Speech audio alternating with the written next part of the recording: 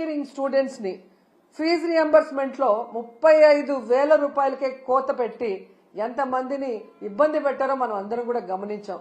కానీ జగన్మోహన్ రెడ్డి గారు ఎంత ఖర్చైనా విద్యార్థికి మొత్తం ప్రభుత్వమే చెల్లించే విధంగా ప్రతి పేద మధ్యతరగతి పిల్లవాడికి చక్కటి చదువుని అందించటం ఈరోజు ప్రజలందరూ కూడా గమనించాల్సిన విషయం అని కూడా ఈ సందర్భంగా తెలియజేసుకుంటున్నా. అండ్ ఈరోజు మీరు చూస్తే ఈ చంద్రబాబు నాయుడు గారు 3,900 కోట్ల ఈ స్కాలర్షిప్లు కానీ ఫీజు రియంబర్స్మెంట్ బకాయిలకు మాత్రమే ఆపలేదండి. ఆయన ముఖ్యమంత్రి అయిన ఈ 7 నెలల కాలంలో ఫీజు రియంబర్స్మెంట్ ని ఆపేశాడు, అమ్మఒడిని ఆపేశాడు, చేయూతను ఆపేశాడు, మెడికల్ కాలేజీల్ని కట్టడం ఆపేశాడు, నాడు నేడు స్కూల్స్ రెన్యువేషన్ ఆపేశాడు. అలాగే మీరు చూస్తే 0 వడ్డీ పథకాన్ని ఆపేశాడు. ముఖ్యంగా పేదవాళ్లకి చాలా అవసరమైన ఆరోగ్యశ్రీని ఆపేశాడు. ఇక వాలంటీర్ వ్యవస్థని ఆపేయటం మనం అందరం కూడా చూస్తూనే ఉన్నాం. ప్రభుత్వ ఉద్యోగులకి ఐఆర్ లేదు, పిఆర్సీ లేదు, కనీసం డిఏ కూడా ఇవ్వకపోవటం ఈ రాష్ట్ర ప్రజలందరూ మేధావులందరూ కూడా గమనించాలని కూడా కోరుకుంటున్నాను. ఎందుకంటే ఒకవైపు జగన్మోహన్ రెడ్డి గారిని తిట్టడానికే టైంని స్పెండ్ చేస్తున్నారు, కానీ వాళ్ళు ఎన్నికల్లో ఏం ప్రచారం చేశాం, ఏ సంక్షేమాన్ని అందిస్తాం, ఏ అభివృద్ధిని అందిస్తామని చెప్పిన మాటల్ని మరిచిపోవడం ఇక్కడ మనం గమనించాలి. ఎందుకంటే మీరు చూశారు ఏ విధంగా అధికారంలోకి వస్తే మేము సూపర్ 6 అమలు చేస్తామని చెప్పారు. ఈయన లోకేష్ అయితే మేము సూపర్ 6 అమలు చేయకపోతే నా కాలర్ పట్టుకొని అడగండి అన్నారు. ఏ కాలర్ అండి? రైట్ కాలరా, లెఫ్ట్ కాలరా? అంటే కాలర్ పట్టుకొని నిలదీసి అడిగితే తప్ప మీరు సూపర్ 6 అమలు చేయరా?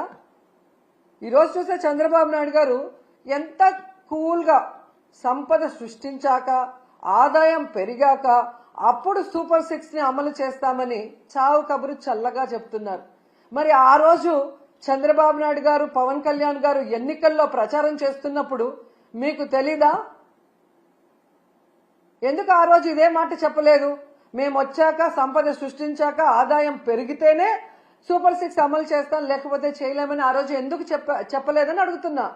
ప్రజల్ని మోసం చేయాలన్న ఆలోచనతోనే కదా అబద్ధం చెప్పారు. మళ్ళీ మీరు చూస్తే చాలా ఎటకారంగా చంద్రబాబు నాయుడు గారు, మీరు కూడా వినుంటారు, పెద్ద గొంతేసుకొని చెవిలో మైక్ పెట్టుకొని తమ్ముళ్ళు బటన్ నొక్కుతాడంట జగన్మోహన్ రెడ్డి. బటన్ నొక్కడం పెద్ద విషయమా? మూలనున్న ముసలమ్మ కూడా బటన్ నొక్కుతుంది అని ఎటకారంగా మాట్లాడాడు. మరి మీకు కూడా 73 ఏళ్లు పూర్తయ్యాయి కదా, మూలనున్న ముసలమ్మ బటన్ నొక్కగా లేంది 73 ఏళ్ల ముసలోడివి మీరెందుకు నొక్కలేకపోతున్నారు ఆ బటన్ అని ముసలోళ్ళందరూ గుసగుసలాడుకుంటున్నారు. మీకు వినిపిస్తుందా?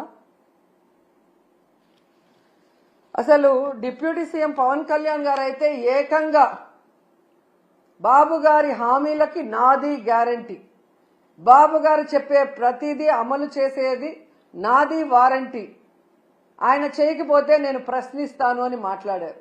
మరి ఈరోజు పవన్ కళ్యాణ్ గారు ఈ సంవత్సరం ఇవ్వాల్సిన తల్లికి వందనం, రైతు భరోసా, నిరుద్యోగ భృతి, ఫ్రీ బస్సు, ఆడబిడ్డ నది ఎవరిస్తారు? మీరిస్తారా? చంద్రబాబు నాయుడుతో ఇప్పిస్తారా? మరి ఇంతవరకు ఇవ్వలేదు కదా. మరి ఎందుకు మీరు ఈ కోట్లాది మంది ప్రజల తరఫున నిలబడి చంద్రబాబు నాయుడిని నిలదీయట్లేదు? ఏం అడ్డం వస్తుంది మీకు అని ప్రశ్నిస్తున్నా. ఈరోజు ఎంత దారుణంగా తయారయ్యారు.